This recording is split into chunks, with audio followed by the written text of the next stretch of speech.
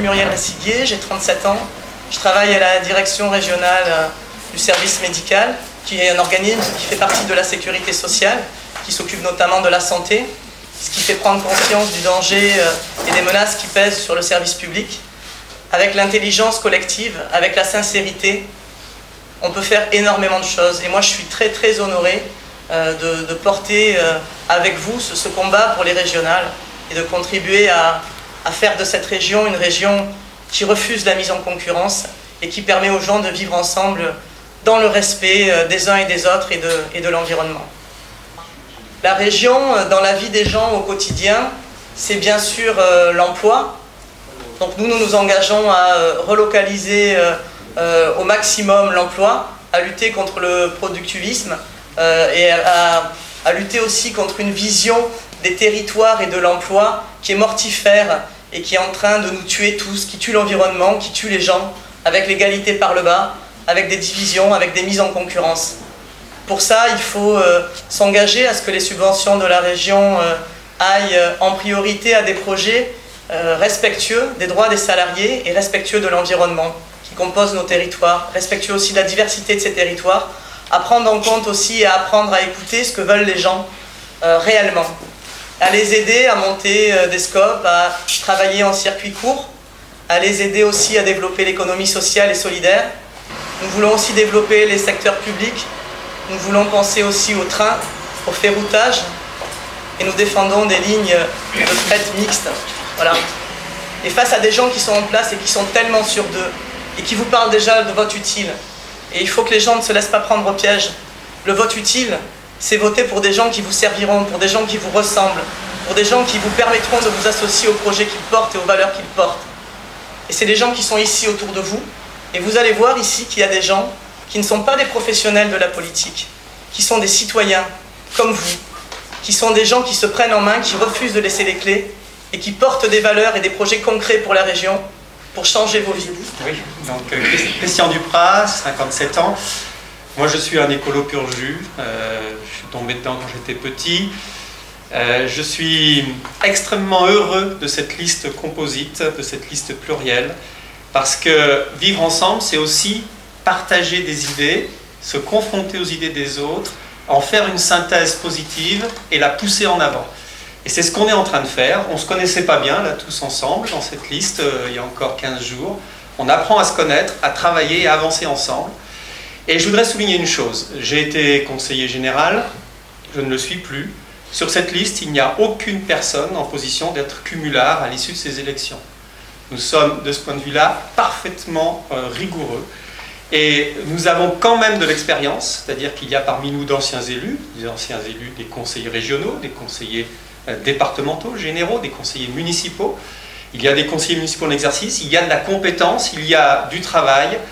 Je suis pour ma part quelqu'un qui aime beaucoup les dossiers, travailler à fond les sujets, les défendre, aller chercher là où il y a des failles, travailler à fond.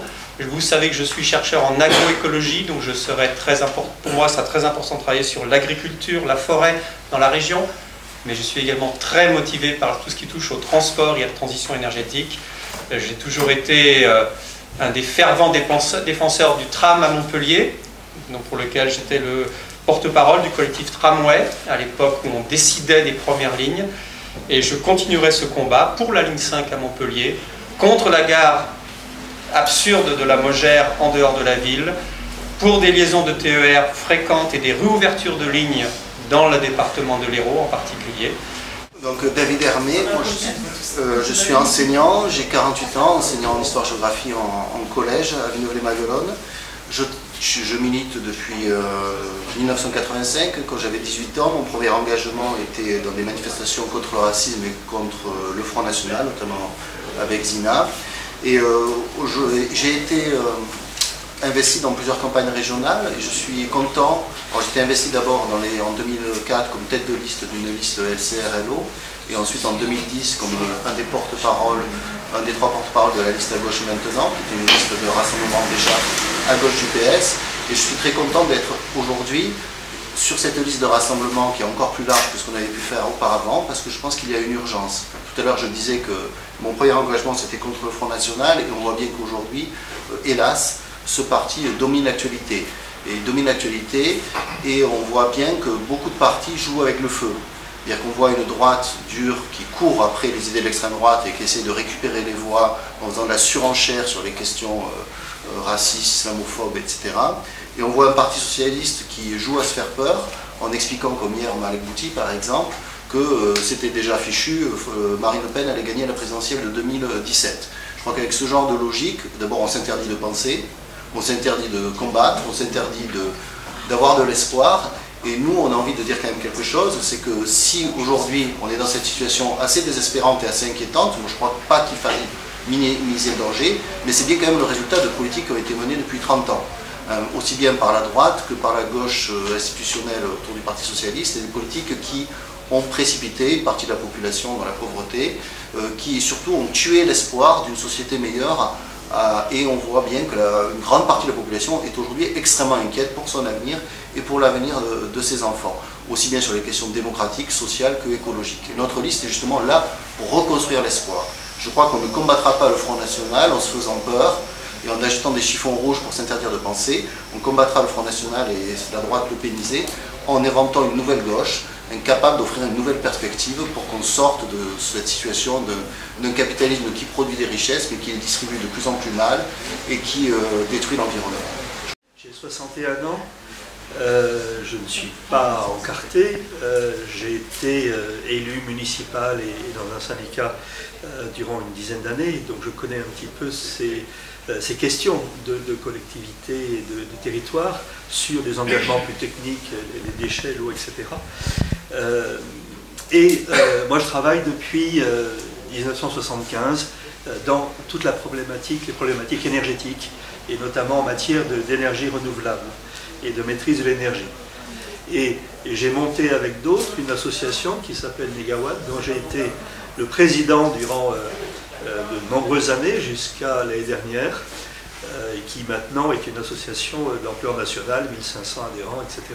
Mais qui a surtout fait un gros travail sur la réflexion prospective sur l'énergie jusqu'à 2050, en travaillant sur des scénarios concrets, quantifiés, des trajectoires qui permettent de regarder comment se passer des énergies fossiles, comment se passer des risques, de l'ensemble des risques énergétiques, et puis d'avoir un regard différent sur nos consommations énergétiques par une politique donc de sobriété et d'efficacité. J'ai trouvé qu'il y avait autour de ce rassemblement quelque chose qui se passait, quelque chose qui permettait aux gens de dire bon ben ok, on n'est pas d'accord sur un certain nombre de choses, je pense que j'ai peut-être d'ailleurs quelques désaccords, y compris sur l'énergie avec des gens qui sont dans cette liste, mais on va en discuter, c'est pas du tout rédhibitoire, et je trouve quand même extraordinairement intelligent de se dire qu'à partir du moment où on est d'accord à 90%, eh bien la richesse, le bien commun, il est là, il est pas. Et les 10%, eh bien, de divergences éventuelles, eh bien, on les rentre dans un débat. Et cette équipe, je crois, elle n'est pas là pour avoir une candidature de témoignage sur une élection à un moment donné, elle est là pour se dire demain comment on fait. Nicolas Cossange. Donc Nicolas Cossange, j'ai 30 ans, je suis originaire de Béziers, je vis et je travaille toujours, je suis précaire dans l'éducation nationale.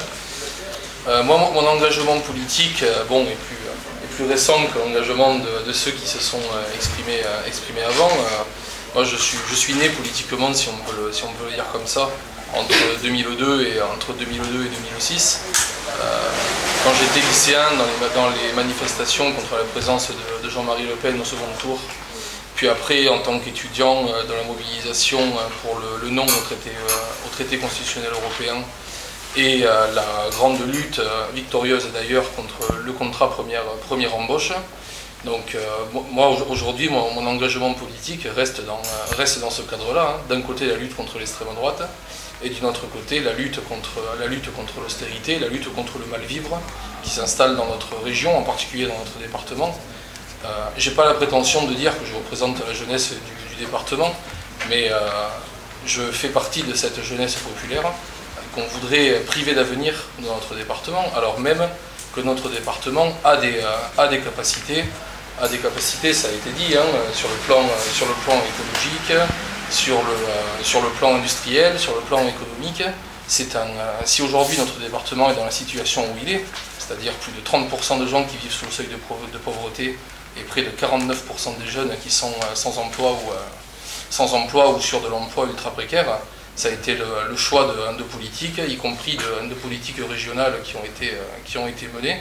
Et si je me présente dans cette liste, c'est parce qu'à travers cette liste, nous pouvons, avec la population, et c'est toute la démarche d'ailleurs de cette liste, c'est le travail avec la population, le travail avec les citoyens, une liste qui n'est pas composée d'éléphants et de dinosaures de la politique locale, et qui veut porter des idées neuves, et qui veut porter ces idées avec la population, une fois élus, si nous le sommes, qui portera ces idées dans l'Assemblée régionale comme en dehors de l'Assemblée. Je pense que la défense des territoires et les intérêts ruraux sont importants à défendre face aux métropoles, de ne pas, surtout pas mettre les territoires en concurrence et de tenir compte des richesses de ces territoires autour de l'étang de Thau. Donc c'est la conchyliculture, c'est les petits métiers de la pêche, qui occupent d'un grand nombre de personnes, plus de 5000 emplois induits. Cette économie est fondamentale car elle est non délocalisable, d'une part, et puis elle est au service de l'environnement, puisque en maintenant ces activités-là, on maintient la propreté et la richesse écologique de l'étang, sa biodiversité. Donc Laurent Beau, 38 ans, je suis salarié en hôtellerie-restauration, je suis un ancien du PS et je fais partie de la Nouvelle Gauche Socialiste. Alors cette liste-là a proposé d'abord un projet et propose ensuite une liste, ce qui n'est pas le cas de la plupart de nos adversaires, de nos concurrents, qui ont proposé un casting et qui après proposera un projet. Donc ce projet, il a été construit de façon coopérative et il a une puissance, liée à sa transparence, avec des contributions qui ont été clairement mises sur une plateforme et qui ont fait participer les citoyens, peu importe d'où ils venaient. Donc la Nouvelle Gauche Socialiste, pour en dire quelques mots, et pourquoi elle participe à ce rassemblement, parce que tout d'abord, elle ne peut se trouver que dans ce type de rassemblement, parce que la Nouvelle Gauche Socialiste, ce sont les socialistes authentiques. Le Parti Socialiste a, depuis 1983, eu une acceptation du libéralisme, a depuis quelques mois et quelques années fait un coming out libéral par la voix de Macron et de Valls, et nous considérons que le socialisme c'est la rupture avec le libéralisme. Donc pourquoi m'engager auprès de cette liste? Je vais être relativement bref sur les sujets qui me touchent particulièrement. Premièrement, en tant que salarié, je considère qu'on doit avoir une appropriation des problèmes et des enjeux à relever parce que nous connaissons les problèmes, parce que nous les vivons tout simplement. Et deuxièmement, considérer que nous devons avoir une véritable vision de l'économie, remettre l'humain au cœur de l'économie, et notamment autour des outils de l'économie sociale et solidaire, des modèles coopératifs, des scopes, au niveau de l'agriculture, des AMAP et du développement des circuits courts. Et donc, dans le projet Nouveau Monde, seront portés véritablement, je pense, la proposition vers un nouveau modèle de développement économique, social et écologique.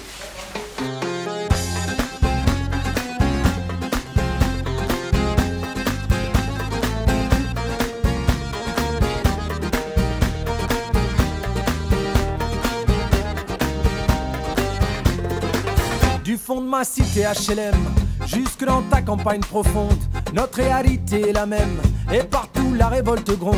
Dans ce monde on n'avait pas notre place, on n'avait pas la gueule de l'emploi.